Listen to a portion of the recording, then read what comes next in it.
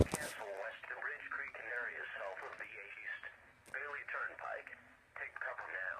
This is a particularly dangerous situation. Expected hazards include an extremely dangerous and potentially deadly tornado. A tornado has been confirmed by train spotters. Impact, you are in a life-threatening situation. Flying debris may be deadly to those caught without shelter. Mobile homes will be destroyed. Considerable damage to homes, businesses, and vehicles is likely, and complete destruction is possible.